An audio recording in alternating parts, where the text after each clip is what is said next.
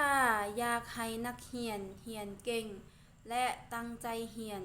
จะต้องนำใส่การเรียนการสอนแบบคนในสมัยก่อนโรงเรียนต้องมีระเบียบเคร่งครัดให้กับนักเรียนที่ขี้คร้านเรียน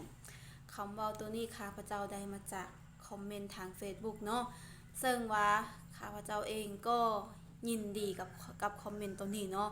เพราะว่าตอนสมัยที่ว่าข้าพเจ้าเรียนตอนนั้นนะก็คือใส่ในหลักการทหารคือกันตอนยังน้อยตอนที่ว่าเรียนอยู่ชั้นประถมเนาะซึ่งว่าในการเรียนแบบสมัยก่อนแม่นจะแตกต่างจากสมัยนี้หลายเพราะว่าสมัยก่อนแม่นเฮาใช้ทางด้านการทหารแต่ว่าสมัยนี้หรือว่าสมัยปัจจุบันแม่นเฮาใช้การเมืองเนาะเฮามาเบิ่งในรูปแบบการเรียนของสมัยก่อนก็คือเป็นสมัยที่ว่าค่อนข้างจะเอาครูเป็นใจกลางหรือว่าอย่างนึงก็คือใช้รูปแบบของการทหารถ้าว่านักเรียนผู้ใดที่ว่าเรียนหนังสือบ่ตั้งใจเรียน2หรือว่าเรียนบ่ได้แม่นจะถูกลงโทษเนาะในการถูกลงโทษนี่แม่นมีอยู่หลายแบบเนาะอันที่1แม่นถ้าว่าบ่ตั้งใจเรียนและเรียนบ่ได้2อันนี้พร้อมกันมันจะถูกลงโทษอันเดียวกันการลงโทษจะมีอยู่1แม่นแล่นออมโรงเรียนถ้าวิชาใด1ถ้าว่านักเรียนผู้นั้นบ่ตั้งใจเรียนหรือว่าเรียนบ่ได้เลยแม่นจะได้แล่นออมโรงเรียน2-3รอบก็แล้วแต่ครูผู้ใดผู้นั้นเนาะอันที่2น่ะแม่นดาวดินเนาะดาวดินอันนี้ส่วนใหญ่จะเป็นผู้ชายเนาะถ้าว่าแบบอันนี้ก็จะเป็นการลงโทษแบบนึงถ้าว่าแก้เลขบ่ได้หรือว่าอ่านหนังสือบ่ได้แม่นดาวดิน10 บาท20 บาท50 บาทไปก็แล้วแต่นักหรือว่าเบาแล้วแต่ละวิชาส่วนผู้หญิงแม่นจะได้เอามากอกเนี่ยไปซักกระดาษเนาะ10-20 บาทก็ว่ากันไปนอกจากการลงโทษแบบนี้แล้วก็ยังจะมีอีกหลายๆแบบซึ่งว่าแต่ละโรงเรียนของชนบทแม่นจะแตกต่างกันอยู่แล้วเนาะหลังจากนั้นแล้วนักเรียนที่ว่าเรียนบ่ได้เลยหั่นน่ะหรือว่าแบบอ่านบ่ได้เขียนบ่เป็นหั่นน่ะส่วนหลายแม่นจะได้ค้างห้องต่อให้เจ้าจะอายุหลายส่ำใดก็ตามต่อให้เจ้าจะค้างห้องจักปีก็อย่าถ้าว่าเจ้าอ่านบ่ได้เขียนบ่เป็นมันบ่ได้เกณฑ์หั่นน่ะแม่นจะบ่ได้ขึ้นห้องเด็ดขาดเจ้าจะต้องค้างอยู่ห้องนั้นบ่ว่าจะจักปีก็อย่าจะ2-3 ปี4-5 ปีก็แล้วแต่เจ้าแต่ว่าถ้าเจ้าเรียนบ่ได้อ่านบ่ได้เขียนบ่เป็นแม่นจะบ่ได้ขึ้นห้องเลยเนาะซึ่งว่าในสมัยก่อนแม่นส่วนหลายจะเป็นแบบนี้แต่ว่าเฮาสังเกตได้ว่าคนในสมัยก่อนผู้ใดที่ว่าจบป .5 หั่นน่ะคือว่าเก่งตื่มเนาะความรู้คือว่ากว้างขวางหลายเนาะคือแบบรุ่นพ่อแม่ของข้าพเจ้าเองก็จบป .4 ป .5 คือกันแต่ว่าความรู้ของเขาเจ้าแม่นหลายตื่มเนาะเขาอ่านได้เขียนเป็นแล้วก็มีความรู้ทางด้านอื่นๆหลายอย่างอีกวันนี้เฮามาเบิ่งในการเรียนการสอนในปัจจุบันเนาะที่ว่าครูอาจารย์หลายๆคนหรือว่านักเรียนพบเจอเนาะในปัจจุบันในการเรียนการสอนส่วนหลายแม่นจะมีนโยบายหลายแล้วก็จะใช้ทางด้านการเมือง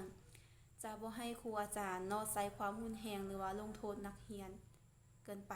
ส่วนหลายแม่นคันนักเรียนเฮ็ดผิดครั้งที่1แม่นจะมีการตักเตือนสั่งสอนถ้าว่านักเรียนบ่ตั้งใจเรียนก็มีแต่ว่าครูอาจารย์เนาะไปบอกไปอบรมสั่งสอนตื่มกรณีถ้าว่านักเรียนที่ว่าแบบเรียนบ่ได้หั่นน่ะก็จะมีการสอนเพิ่มหรือว่าเรียนเพิ่มให้หรือว่าให้โอกาสต่างๆแต่ว่ากรณีถ้าว่านักเรียนที่ว่าเฮ็ดผิดกฎระเบียบเนาะแล้วแม่นได้ตักเตือนแล้วก็เขียนใบสำรวจเสียเงินแล้วก็ตัดคะแนนไปแต่เชื่อบ่ว่านักเรียนบางโรงเรียนหรือว่าหลายโรงเรียนเนาะที่ว่าตัวเองเฮ็ดผิดหั่นนะได้ใบสำรวจไปแล้วเอาไปแล้วแต่ว่าบ่ส่งใบสำรวจเชื่อว่าในแต่ละโรงเรียนหลายแห่งมันจะเป็นแม่นบ่ถึกตัดคะแนนก็ตัดไปแล้วใบสำรวจก็เอาไปแล้วแต่ว่าบ่เขียนบ่ส่งและวันนี้เมื่อเป็นจังซั่นเนาะครูอาจารย์เพิ่นก็เลย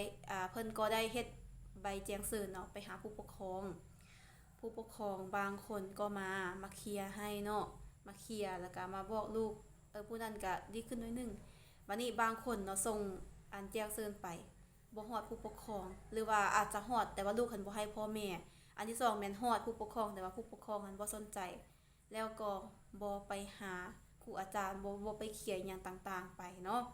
แล้วนอกจากนั้นในสมัยนี้ก็ยังมีนโยบายหลายๆอย่างให้กับนักเรียนอีกนะคือปัจจุบันนี้เพิ่นบ่อยากให้มีนักเรียนค้างห้องแม่นบ่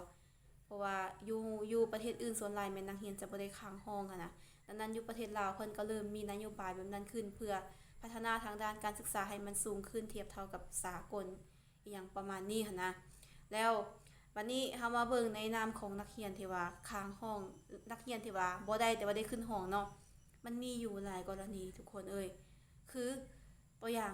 ผู้ปกครองเนาะอันนี้เขาจะมาเข้าไปหาผู้ปกครองบางคนเพิ่นว่าลูกเพิ่นก็มาโรงเรียนได้เนาะมาแต่ว่าส่วนหลายบ่ฮอดโรงเรียนนักเรียนบางคนน่ะนะนักเรียนบางคนบ่ได้อยู่เรือนออกจากเรือนไปบอกพ่อแม่ไปว่าสิไปโรงเรียนเนาะแต่ว่าบ่ฮอดโรงเรียนอันนี้ประเด็นหนึ่งประเด็นที่สองมาฮอดโรงเรียนแต่ว่าบ่เข้าโรงเรียนมาบ่เข้าโรงเรียนมานี่ประเด็นที่สามก็คือมาเข้าโรงเรียนแต่ว่าบ่เรียนหนังสือบ่จดหนังสือครูอาจารย์เพิ่นให้เฮ็ดหยังก็บ่เฮ็ดแล้วบัดนี้มาฮอดท้ายปีมาเนาะอ่ามันขาดก็หลายคะแนนก็บ่ได้เพิ่นแจ้งไปหาผู้ปกครองก็ว่านักอันลูกตัวเองก็มาโรงเรียนทุกมื้อเป็นหยังคือว่ายังตกเป็นจังซี่จังซั่นไปหั่นนะเนาะแล้วแก้ไขกันไปแก้ไขกันมาแล้วเราก็บ่ได้แท้เด้ทั้งบ่ได้ทั้งบทเรียนบ่ได้ทั้งคะแนนแล้วก็ตกไปบัดนี้ผู้ปกครองบางคนเนาะเห็นว่าลูกตัวเองตกไปหั่นนะบ่ให้เรียนเลยคนบ่ให้เรียนเลยก็คือให้ออกหั่นนะให้ออกจากโรงเรียนไปเลยเนาะแล้วบางคนก็ออกแท้หั่นนะหลังจากเรียนให้แบบในเมื่อผู้ใดผู้หนึงออกไปจากโรงเรียนนั้นหั่นน่ะมันเฮ็ดให้มีแบบนักเรียนปาระเนาะนักเรียนปาระไปบัดนี้คันถึงเพิ่นก็เข้ามากวดกาทางด้านโรงเรียนนั่นแหละตัวอย่างว่านักเรียนผู้นี้ออกสาเหตุหยังก็ได้เว้าไปเนาะแล้วเพิ่นก็ว่าต้องมีนโยบายแบบนี้แบบนั้นเนาะมีนโยบายให้แบบผ่อนผันได้บ่คือคะแนนบ่ได้ก็ต้องมีการแบบกดกาคืนให้เวียกปานให้กิจกรรมพิเศษได้บ่อีหยังต่างๆเพื่อหยังเพื่อสุขนูปลุกระดมให้ลูกหลานของพ่อแม่ประชาชนหั่นนะให้ได้มีโอกาสได้ศึกษาหำเรียนได้มีความรู้เพิ่มเติมไปเนาะดังนั้นในด้านการศึกษาหำเรียนของคนเฮาในสมัยนี้หั่นนะแม่นค่อนข้างจะมีความสับสนและยุ่งยากหลายดังนั้นถ้าว่าอยากให้ลูกหลานได้หนังสือหรือว่าได้บทเรียนได้ความรู้หั่นนะต้องได้สวยกันอีหลีคันบ่ซั่นแล้วแม่นบ่ได้แท้ๆเนาะ